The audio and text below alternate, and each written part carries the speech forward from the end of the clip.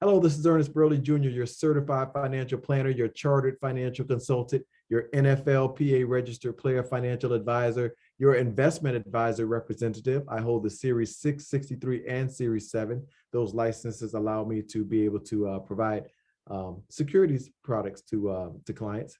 And I'm also your author of 2 books on Money Management Easy as 1, 2, 3, and Money Management from Grade School to Grad School. These books are being used across the country in various states to help people learn about, well, children, youth, and adults to learn about financial planning concepts and principles, in addition to insurance concepts and principles. So, hey, buy those books out. I ask that you go to Amazon and just flood Amazon and buy all the books out, buy them by the caseload to give a book to each one of the people that you're teaching it to. I can do a workshop for you if you need to, but a lot of people are just doing they're creating an outline and teaching from the book themselves. So that's great too. I just appreciate it. I thank you who have already done that and you're doing it right now. And I thank you in advance to those who will do it going forward. I'm also a licensed insurance agent with over 30 years experience in the industry and over 25 years in business, helping clients in that particular arena. So I have clients from the north to the south, from the east to the west, all over the country. So state lines don't restrict or confine Burley Insurance and Financial Services from offering those products and services to clients across the country, okay? So I specialize in various areas of financial services and wealth management and insurance. So that includes wealth management, investing, so financial portfolios, IRAs, 401k plans, et cetera, asset protection, so protecting what people have already accumulated, also asset growth, so growing what you have accumulated thus far and trying to grow it in a strategic fashion going forward. Financial planning, whether it be comprehensive financial planning or basic financial planning, and also all different types of insurance. So whether it be life insurance, long-term care, disability, home, auto, policies, professional liability, business policies, contractors, the whole 9 yards. Okay, so all different types of insurance is handled by my firm in addition to the financial services. Okay, so the purpose of this podcast is to educate you, to enlighten you, to empower you with clear, objective, unbiased information so you can make some great decisions for yourself, for your family, for your church members, for your coworkers, for people who are connected to you in any type of way. So that's what the plan is here. Like people to have the good information so they can make good decisions. Okay, so today's podcast, here we go. Today's podcast is titled Buy Life Insurance or Use a Savings Account for Final Expenses. Which one do you think makes sense, right? So this is like an age-old question for a lot of people. I don't know if it's a lot of people or just some people, but it's an age-old question that pops up from time to time. Should you buy a life insurance policy or should you put the money that you would pay on a life insurance policy into a savings account to save up for final expenses? Which one makes the most sense, okay? So this answer is it's much more obvious and clear-cut for people who qualify for a standard life insurance policy. It's a pretty easy question to answer for individuals who qualify for a standard policy that's been underwritten. But sometimes you have individuals who have more challenges for one reason or another to get some type of life insurance policy, and they have to pay a higher premium. So they're wondering, should I pay this higher premium or should I take the proposed premium and put that into a savings account to save for my final expenses each month? Which one do I think makes the most sense? Okay, well, let's look at the numbers, right? So let's just look at the numbers. So I'm not going to tell you one way or another right now. We're going to take a look at the numbers. Here we go. So I can get a 50-year-old woman, okay, female, in great health, a $100,000 30-year term policy for less than $30 a month. Easy. I'm appointed with dozens of life insurance companies. So I just find out who's got the best rate, make sure they're financially strong, and that's who I go with. So I have several companies that under 30 bucks, 50-year-old, very healthy woman, female, get $100,000 30-year term policy, easy. Now, a standard rate, if the person is not in preferred health, like great health, and they just have a standard rate, that's going to be more like 45 bucks a month, something like that. So if we look at those numbers, that makes it kind of obvious that the life insurance policy is probably the way to go, right? Instead of saving 30 bucks a month or 360 bucks a year versus $100,000 payout, it's not even a comparison, right? You might say, well, hey, Ernest, I'm going to live for more than 1 year. So, okay, so let's do 10 years. 10 is 360 bucks, no, $3,600, right? And you might say, well, hey, I would have put that money somewhere, invested it, so it would have doubled. So, okay, maybe it would have made 7 or 8%, maybe. That's no guarantee, right? So if you did do that and you double the money, $3,600 would be $7,200. Still doesn't equate to a $100,000 payout, right?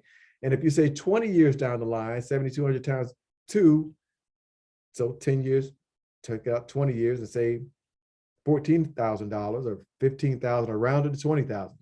Still not 100,000, right? So I think it's kind of a no-brainer that this person's situation, normal underwriting or preferred underwriting, the way to go is the life insurance policy, not trying to save for it, right? Because you can't compare the two. All right, so how about a person who's table rated? So table rated means a person is having a higher premium proposed to them because of their health, or maybe because of their occupation, or because of the recreational activities they like to get involved with. So I did a podcast on the things that do affect your premium. So not going to go into that, but there may be a reason why your premium is going to be higher. So some people are like, man, should I pay a higher premium or just save this money instead so I can build it up? Let's take a look at a table rated person. So I did a table rating.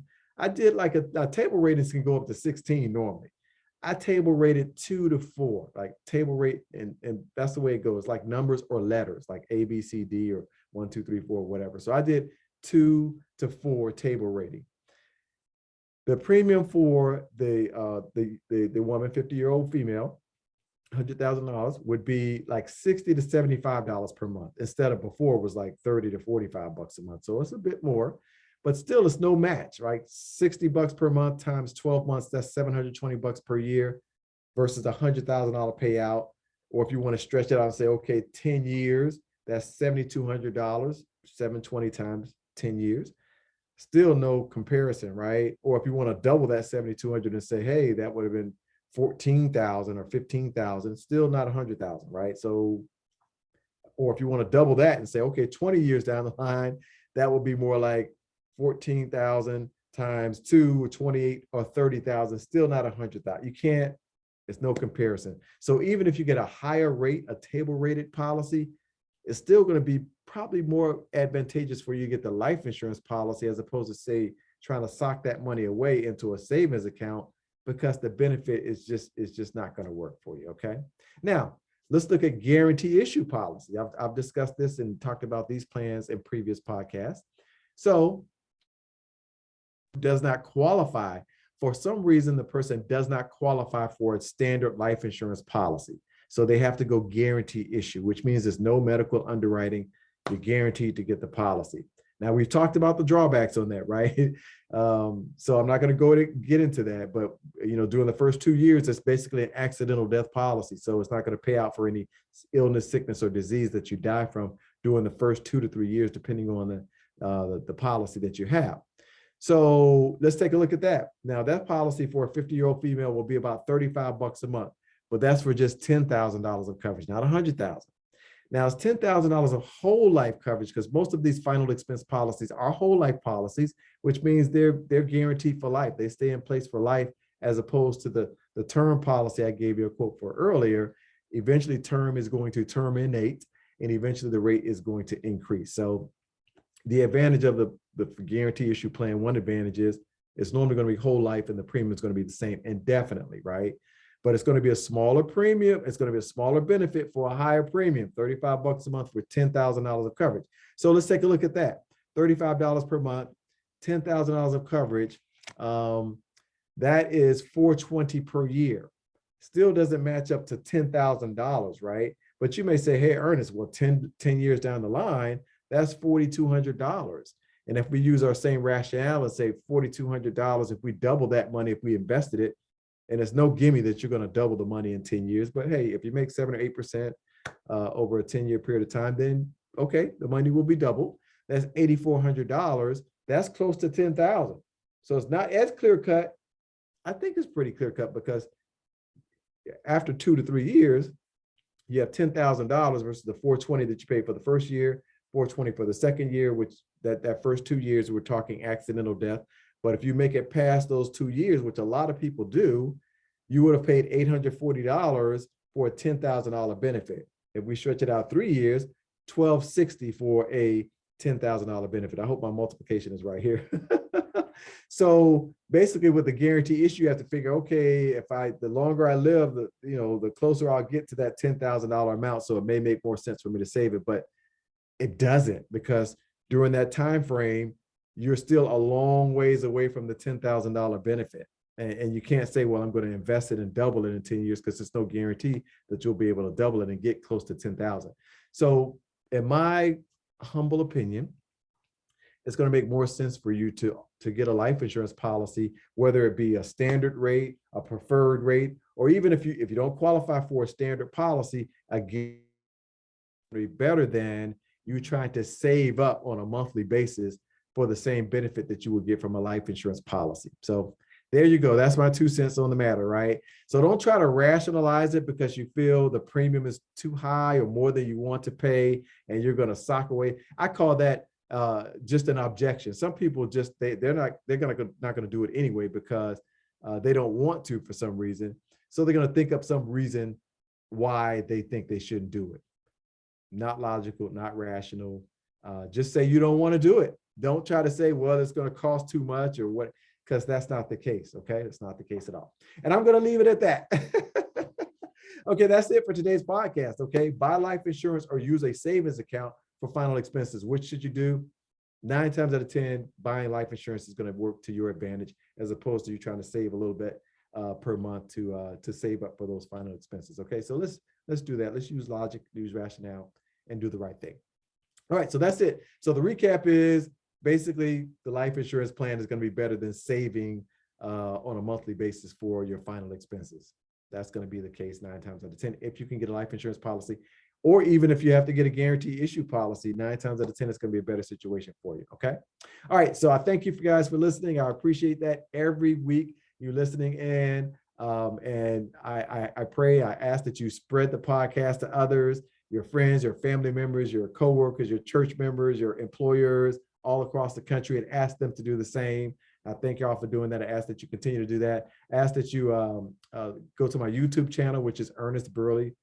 That's just my name, Ernest Burley Jr. And subscribe, and ask your friends, family members, and church members to do the same. I'm just pleased to see subscribers coming every day, and I ask that you continue to do that. If you want to connect with me, my email address is very easy, ernest@ernestburleyjr.com. It's just my first name at my full name.com. Or you can call my firm at 301-262-2600, or you can email me from my website, which is ernestburley.com or ernestburleyjr.com, whichever you prefer. And click around in my website, have a lot of great links in there, great information for you to take a look at, in addition to my podcast channel, my YouTube channel. All right, I have to go over my disclosure, since I did mention me being a financial advisor and all this other great stuff. So let me get through my disclosure real quick. Okay, here we go. Burley Insurance and Financial Services, Inc., 13621 Annapolis Road, Bowie, Maryland, 20720. That's where my firm is located. Securities and investment advisory services offered through Next Financial Group, Inc., member FINRA and SIPC. Burley Insurance and Financial Services, Inc. is not an affiliate of Next Financial Group, Inc. This material is not intended as an offer or solicitation for the purchase or sale of financial instruments. Past performance does not guarantee future performance. Again, past performance does not guarantee future performance. All the views expressed are those of Ernest Burley Jr., moi, and Burley Insurance and Financial Services, Inc., and not those of Next Financial Group, Inc.